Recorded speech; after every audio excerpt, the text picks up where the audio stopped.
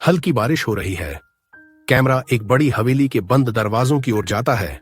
अंदर अर्जुन 20 वर्षीय एक लंबा दुबला युवक अपनी मां की पुरानी तस्वीर को टकटकी लगाए देख रहा है। वह उसे हर दिन निहारता है, जैसे किसी रहस्य को पढ़ने की कोशिश कर रहा हो। मां की मौत को 2 साल हो चुके हैं, पर अर्जुन को यकीन नहीं होता कि वो आत्महत्या कर सकती हैं। पिता की दूसरी शादी ने अर्जुन को और तोड़ दिया है। सौतेली मां भावना पर उसे शुरू से शक रहा है। कैमरा कमरे की दीवारों पर लगे अखबारों की कतरनों और नोट्स पर जाता है। अर्जुन ने हर संभव सुराग इकट्ठा किया है जो उसकी मां की मौत के इर्द गिर्द घूमते हैं। उसकी डायरी में लिखा है, मां की आंखें कुछ कहती थीं जो किसी ने सुना नहीं। उसी शाम सौतेली मां और पिता में किसी बात पर बहस होती है। अर्जुन चुपचाप बालकनी से सब देखता है। वह धीरे धीरे एक खिड़की के पास जाता है, दूरबीन उठाता है और छुपकर सौतेली मां की गतिविधियों पर नजर रखने लगता है। अर्जुन के और भावना के बीच एक रात तीखी बहस होती है। भावना उसे पागल कहती है और उसका मनोवैज्ञानिक इलाज कराने की धमकी देती है। अगले ही दिन अर्जुन अपना सामान पैक करता है और चुपचाप घर छोड़ देता है। रेल की आवाज, प्लेटफॉर्म पर दौड़ते लोग और अर्जुन की आंखों में एक मिशन है। ट्रेन की खिड़की से बाहर देखते हुए अर्जुन अपनी मां का स्कार्फ निकालता है और धीरे से अपनी जेब में रख लेता है। दिल्ली पहुंचकर वह एक सस्ते लॉज में रहता है। यहां उसकी नई जिंदगी शुरू होती है, बिना पहचान, बिना किसी जान पहचान के। वह लोगों को बस देखता है, सुनता है और नोट करता है। इसी लॉज की छत से वह दूर एक ऑफिस बिल्डिंग को देखता है। वहां की एक महिला उसके ध्यान को खींचती है। यह है कविता, 30 वर्षीय एक सीनियर एग्जीक्यूटिव, आत्मनिर्भर, तेज दिमाग और रहस्यमयी। अर्जुन रोज उस बिल्डिंग की छत, खिड़कियों और लिफ्ट के आने जाने को नोट करता है। कविता उसे उसकी मां की तरह लगती है, वही चाल, वही आंखों में गहराई। अर्जुन ऑफिस के बाहर घंटों बैठा रहता है, कविता के रूटीन को समझता है। एक दिन वो उसे एक किताब की दुकान में देखता है और वहां टकराव की एक स्क्रिप्टेड योजना बनाता है। वह जानबूझकर किताब गिराता है, कविता उठाती है और दोनों में हल्की मुस्कान का आदान प्रदान होता है। कविता को अर्जुन की आंखों में कुछ अलग दिखता है, मासूमियत या शायद दर्द। वह उससे पूछती है, तुम यहाँ आसपास रहते हो? अर्जुन झूठ बोलता है, मैं यहीं एक स्टार्टअप में इंटर्न हूँ। कविता मुस्कुराकर कहती है, दिल्ली में सब कुछ स्टार्ट होता है, कभी कभी प्यार भी।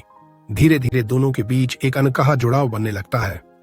कविता कभी कभी अर्जुन को अपने ऑफिस बुला लेती है। अर्जुन वहां सफाई या रिसर्च असिस्टेंट की तरह काम करने लगता है। ऑफिस में एक दिन कविता एक प्रेजेंटेशन बना रही है। अर्जुन एक कोने में चुपचाप बैठा है और उसे देख रहा होता है। अर्जुन के लिए कविता अब सिर्फ एक महिला नहीं रही, वह उसकी मां की अधूरी छाया बनती जा रही है, एक ऐसी छाया जिसे वह कभी खोना नहीं चाहता। अर्जुन पहली बार मीरा के घर आता है, एक रिपोर्ट सबमिट करने के लिए, लेकिन उसे नहीं पता था मीरा के बारे में। मीरा अकेली है, उसके बाल बिखरे हैं और उसकी आंखों में हल्की थकावट के साथ एक गहरा आकर्षण है। अर्जुन जब कमरे में दाखिल होता है, मीरा उसे देखकर हल्की मुस्कान देती है। तुमने मुझे पहचाना नहीं ना? एक पल को अर्जुन ठहर जाता है, उसकी धड़कनें तेज हो जाती हैं। मीरा कहती है, मैं तुम्हारे पापा की सेकंड वाइफ थी। अर्जुन, तुम्हें बच्चा समझ के दूर रखा गया। ये सुनते ही अर्जुन के दिमाग में जैसे कोई धमाका होता है। उसे अपनी मां की आंखों में वो घृणा याद आती है जो वो हमेशा मीरा के लिए छिपाती थी। मीरा उसे एक पुरानी फोटो दिखाती है जिसमें अर्जुन, उसकी मां और मीरा तीनों एक ही फ्रेम में हैं, लेकिन मीरा दूरी पर है। मीरा, तुम्हारे पापा सिर्फ मुझे नहीं, तुमसे भी छिपाते रहे बहुत कुछ। अर्जुन की आंखें नम हो जाती हैं। ये वही औरत है, दिजी औरत है जिसे उसने अपनी मां का दुश्मन समझा, लेकिन आज वो उसके सामने बैठी है, नरम, टूटी हुई और सच के साथ।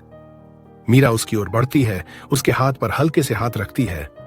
मीरा धीरे से बोलती है, तुम चाहो तो चले जाओ, लेकिन एक बार सच का सामना कर लो अर्जुन। अर्जुन वापस लौटता है मीरा के घर, इस बार बिना किसी बहाने के। मीरा बालकनी में खड़ी है, सफेद साड़ी में हल्की बारिश हो रही है। अर्जुन उसके करीब जाता है, चुपचाप। कुछ देर दोनों बिना कुछ बोले बारिश की ओर देखते हैं। मीरा, बोलोगे नहीं कुछ? अर्जुन जो कहने आया था वो आंखें पहले ही कह चुकी हैं। मीरा उसकी ओर देखती हैं, उसकी नजर में उलझन और चाहत दोनों हैं। अर्जुन आगे बढ़ता है, मीरा के बेहद करीब, उसकी आंखों में झांकता है। वो धीरे से उसके गीले बालों को कान के पीछे करता है, फिर उसके माथे को चूम लेता है। मीरा थोड़ी कांपती है, लेकिन पीछे नहीं हटती। एक पल के लिए समय रुक जाता है, उनकी सांसें एक दूसरे में उलझ जाती हैं। मीरा, तुम्हें पता है ना ये गलत है? अर्जुन, गलत तो वो था जो अब तक मुझसे छिपाया गया। मीरा की आंखें भर आती हैं, वो अर्जुन को अपनी बाहों में लेती है। उनके बीच एक अनकहा रिश्ता जागता है, जुनून और दर्द के बीच। सुबह का समय, अर्जुन और मीरा एक ही बिस्तर पर हैं, हल्की चादर में लिपटे हुए। मीरा चुपचाप अर्जुन की ओर देख रही है। अर्जुन सो रहा है, उसके चेहरे पर पहली बार सुकून है। मीरा उठती है, शीशे के सामने जाती है और खुद को देखती है। उम्र ने चेहरे पर हल्की लकीरें छोड़ दी हैं, पर उसकी आंखों में एक नई चमक है। पीछे से अर्जुन आता है, उसे गले लगाता है। मीरा बोलती है, अर्जुन, ये जो हमारे बीच है वो दुनिया को समझ नहीं आएगा। अर्जुन बोलता है, मुझे अब किसी को समझाना भी नहीं है। मीरा बोलती है, तुम्हें प्यार हुआ है या सिर्फ मां के न होने की खाली जगह भरने की कोशिश?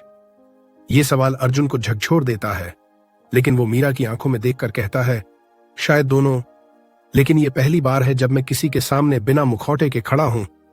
मीरा उसे चुपचाप गले लगाती है, दर्द, अपराध बोध और मोह के साथ। अर्जुन के दोस्तों और ऑफिस के लोगों को उनके रिश्ते की भनक लगती है। कुछ लोग मीरा को सिडक्टर कहते हैं तो कुछ अर्जुन की नीयत पर सवाल उठाते हैं। सोशल मीडिया पर बातें फैलती हैं, मां की उम्र की महिला से अफेयर। मीरा अर्जुन से कहती है, हम एक दूसरे को कितनी भी सच्चाई से चाहें, ये समाज हमें कभी नहीं छोड़ेगा। अर्जुन कहता है, मुझे फर्क नहीं पड़ता। मीरा कहती है, मुझे पड़ता है अर्जुन, मैं तुम्हें अपने साथ खत्म होते नहीं देख सकती। एक रात मीरा अर्जुन के कमरे से चुपचाप चली जाती है। अर्जुन जब उठता है तो उसे मीरा की एक चिट्ठी मिलती है। तुम्हारे जीवन में मेरे आने से अगर अंधेरा बढ़ा है तो मेरा जाना शायद रोशनी लाए। तुम्हारे लिए मेरा प्यार सच्चा था अर्जुन, और इसी सच्चाई के लिए मुझे जाना होगा। अर्जुन वही चिट्ठी हाथ में लिए बैठा रहता है, टूटे हुए, अकेले और मीरा की महक में लिपटे हुए। कई महीने बीत जाते हैं। अर्जुन अब एक प्रसिद्ध लेखक बन चुका है। उसकी नई किताब मेरी मीरा बेस्ट सेलर बन चुकी है। सब जानना चाहते हैं, क्या मीरा सच में थी या एक कल्पना? एक टॉक शो में एंकर पूछती है, ये मीरा कौन थी अर्जुन जी, कोई स्पेशल प्रेमिका? अर्जुन मुस्कुराता है, आंखें झुकाकर कहता है, मीरा मेरी मां की छाया थी, मेरी चाहत का आईना और मेरी अधूरी पूरी कहानी। दर्शक तालियां बजाते हैं, लेकिन कैमरे के पीछे कहीं एक कोने में मीरा खड़ी है, बालों में सफेदी, आंखों में नमी और होठों पर हल्की मुस्कान। उनकी निगाहें मिलती हैं एक पल के लिए और फिर मीरा भीड़ में खो जाती है। कहानी वहीं खत्म होती है, अधूरी लेकिन पूरी। कभी कभी किसी की जासूसी नहीं, बस उसकी याद की जा रही होती है, क्योंकि कुछ रिश्ते मौत के बाद भी नहीं टूटते। अगर अर्जुन की ये अधूरी कहानी आपके दिल को छू गई हो तो एक लाइक जरूर दीजिए। कमेंट में आई लव यू मां लिखिए और इस वीडियो को हर उस इंसान के साथ शेयर कीजिए जो अपनी मां से सच्चा प्यार करता है। और हाँ, ऐसे ही दिल को छू लेने वाली कहानियों के लिए चैनल को सब्सक्राइब करना मत भूलिएगा।